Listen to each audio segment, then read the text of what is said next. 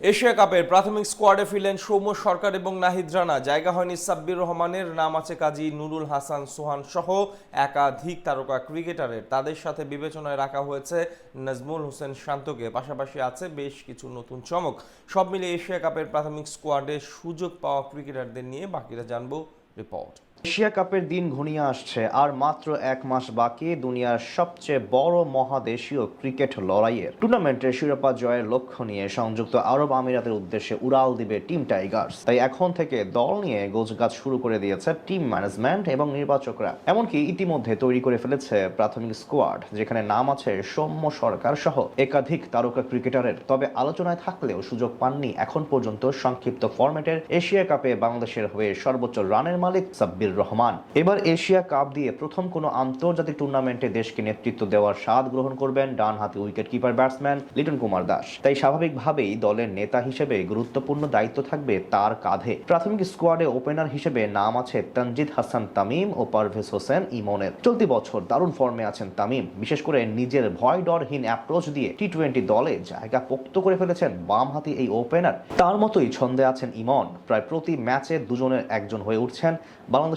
Match জয়ের নায়ক। তাই Asia কাপে দলগতভাবে ভালো কিছু অর্জন করতে চাইলে তাদেরকে রাখতে হবে বড় ভূমিকা। তাদের সাথে ওপেনার হিসেবে আরো আছেন সৌম্য সরকার ও মোহাম্মদ নাইম শেখ। প্রায় 38 মাস পর টি-20 দলে ডাক পেয়েছিলেন নাইম, কিন্তু ব্যাট হাতে একেবারেই ব্যর্থ তিনি। তাই আপাতত চূড়ান্ত স্কোয়াডে তার সুযোগ পাওয়ার সম্ভাবনা একেবারেই কম। সেক্ষেত্রে কপাল খুলতে পারে সৌম্য সরকারের। এদিকে লিটন দাসের পাশাপাশি টপ অর্ডারের জন্য আরো বিবেচনায় আছেন ঘরোয়া লিগের পরীক্ষিত পারফর্মার সাইফ হাসান। মিডল অর্ডারের জন্য তাওহিদ হৃদয়ের পাশাপাশি আরো আছেন নাজমুল হোসেন শান্ত। অধিনায়কত্ব থেকে সরে যাওয়ার পর টি-20 দল থেকেও বাদ পড়েন তিনি। তবে এশিয়া কাপের প্রাথমিক স্কোয়াডে তাকে বিবেচনায় রেখেছে নির্বাচকরা। এছাড়া এই দলের ক্যাপ্টেন নুরুল হাসান সোহানকেও রাখা হয়েছে 25 জনের স্কোয়াডে। দীর্ঘদিন ধরে ঘরোয়া লিগে ধারাবাহিক পারফরমেন্সে নিজেকে প্রমাণ করে যাচ্ছেন ডানহাতি এই উইকেট কিপার ব্যাটসম্যান। তার সাথে আছেন তরুণ মাহিদুল ইসলাম অঙ্কন। এদিকে অনুমেয়ভাবে স্কোয়াডে জায়গা পেয়েছেন টি-20 ফরম্যাটের দুই ধারাবাহিক পারফর্মার জাকের আলী অনিক এবং শামীম হোসেন পাটোয়ারি। তাদের সাথে নাম আছে ওয়ানডে ক্যাপ্টেন মেহেদী হাসান মিরাজের।